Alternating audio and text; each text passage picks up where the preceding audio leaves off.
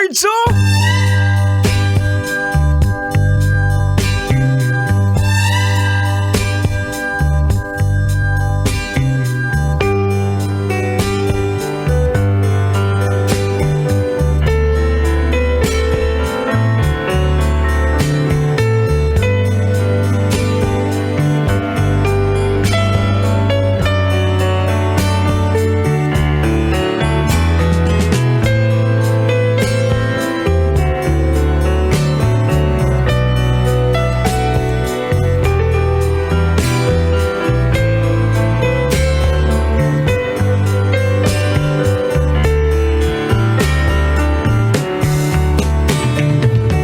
Maying gabi mga angkol, ug mga auntie at syempre sa ating mga pamangkin na nakatutoy. Tugutin na sabgo ninyo na mga ina sa nagkatahuran ini mga oras ha.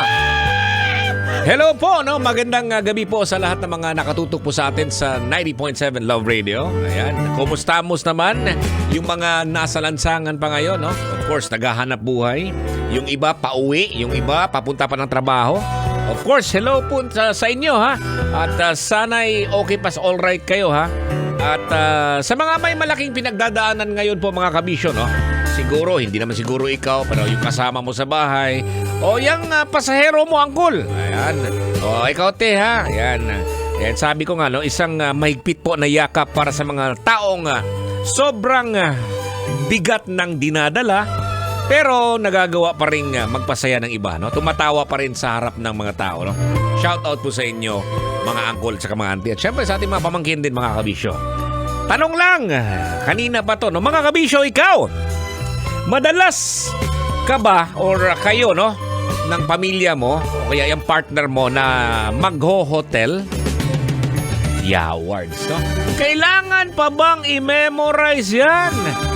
Basic. Ayan, syempre, pag may special na occasion, sabi ko nga kanina, no? Meron kayong may birthday siguro, no? Wedding anniversary. Yawards, no? Hindi lang yan.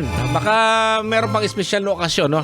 Kaya kayo po'y nag-hotel. Minsan din naman, kapag kayo po'y pumupunta sa iba't ibang lugar para magbakasyon, kailangang mag-hotel. Diba? Yung iba naman, pag may ikakasama, ayun, sikreto nag-hotel. Pamihira. Pero alam mo mga kabisyo, no? Eto na lang, ha? Ang kahalagahan po ng mag-hotel ng pamilya. Pamilya yung pinag-uusapan natin dito, ha? So, ibig sabihin, kasama si ate, kasama si Dudong. Ayan. Eto, napaka-importante pala, no? Paminsan-minsan, kahit na naman siguro isang beses sa isang taon siguro. Yung iba naman, twice a year. Yan. Kahit sa malapitan lang, no? Wag lang yung mamahalin po, mga kabisyo. Pwede naman siguro yung mga 3-star lang. Yung mga mumurahin lang, no? Barato lang ba? Kaya lang sa bulsa ba? Diba? Sabi nga na ang pag-hotel daw, nagpapalakas po ng pamilya, no? Ang pag-stay in sa isang hotel ay nagbibigay ng pagkakataon sa pamilya na mag-bonding at mag-enjoy sa isa't isa, no? Nang walang distraction mula sa araw-araw na gawain sa bahay, no? Mahirap kasi pag nasa bahay kasi hindi na makaka-relax. Daming gagawin, di ba? Mahirap eh. So pag nasa ibang lugar po kayo, staycation, ito yung pagkakataon para mas mapalapit ang bawat miyembro ng pamilya sa isa't isa. Di ba?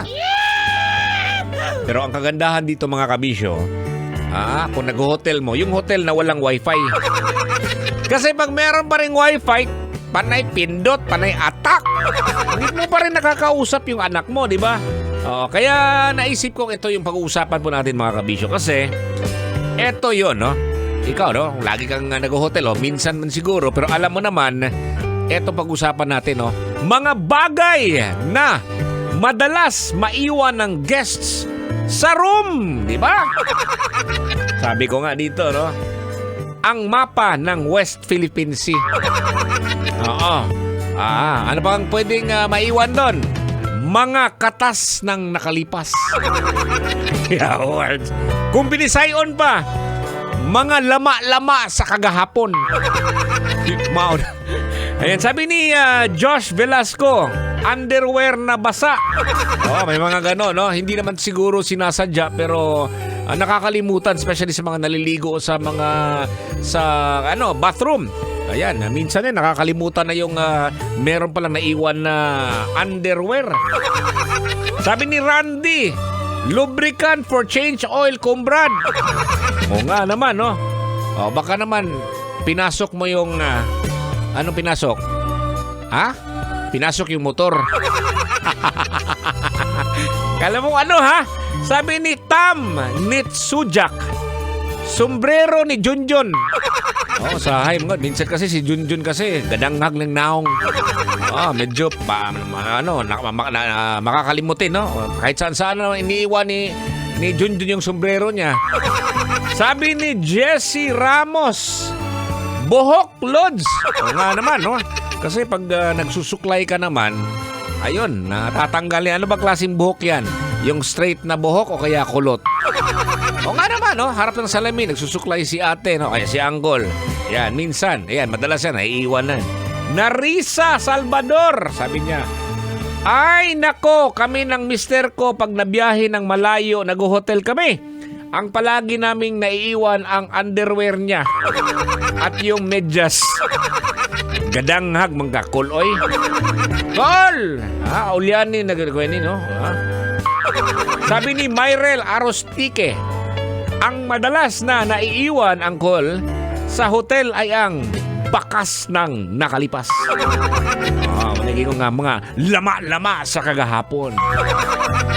Sabi ni Remteng, no? iPhone. Gitag pa niya skiano.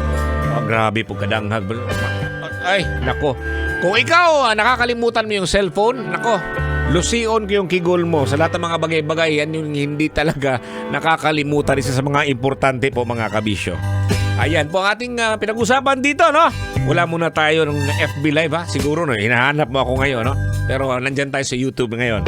Okay, no? Ito pa rin ang ating programang Totoy na Love. Kasama niyo po ang inyong Uncle Totoy. Of course, 3 days na lang. Ayan.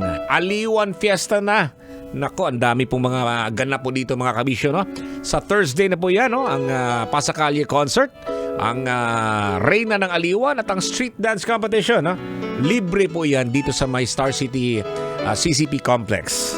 Ako pa rin inyong Uncle Totoy. Uncle Totoy ba to? Sa 90.7 Love Radio. Yawards, oh! Kailangan pa bang i-memorize yan? Love Radio. Basic!